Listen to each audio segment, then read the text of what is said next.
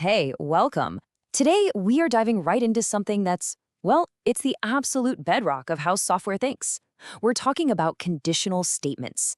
This is how our apps, our games, and our websites make choices. Let's see how it all works. So it really all boils down to one simple question, right? How does a computer, this box of circuits and wires, actually make a decision? I mean, it can't feel or have a hunch. It needs crystal clear instructions for every single thing that could possibly happen. So how does it choose which way to go? Well, the answer is something called a conditional statement. And the best way to think about this is to imagine your code as a journey, like a path you're walking down. A conditional statement is basically a crossroads on that path. It looks at a sign, that's our condition, and it tells the program, hey, go left if this sign is true, or, you know what, go right if it's false. This is the absolute core of all decision-making in code. And the most common, the most fundamental type of crossroads you're going to run into is the if-else statement. So let's start right there with your first big fork in the road. Okay, so the journey always kicks off with a simple if. Your program is just walking along and it gets to this point and checks the condition inside those parentheses. If that condition is true, let's say a user's password is correct, then and only then does it run the code inside the curly braces.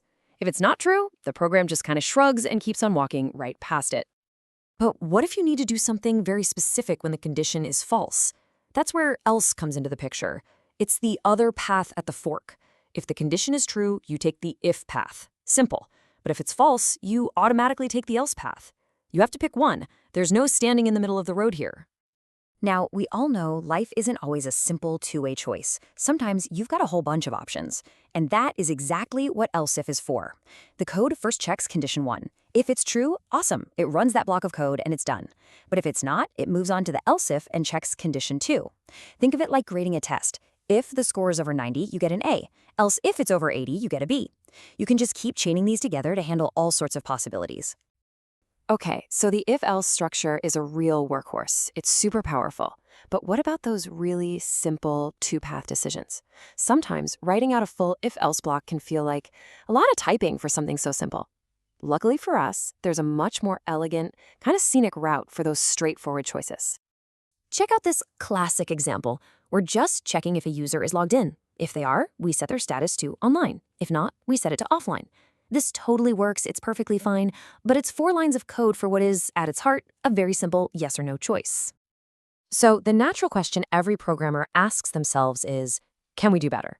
Can we clean this up and write this entire decision in just one easy-to-read line? And the answer is a big yes, using what's called the ternary operator. So on the left, you see our standard if-else block. But look at the right, it's so much cleaner. You just state your condition, then you put a question mark.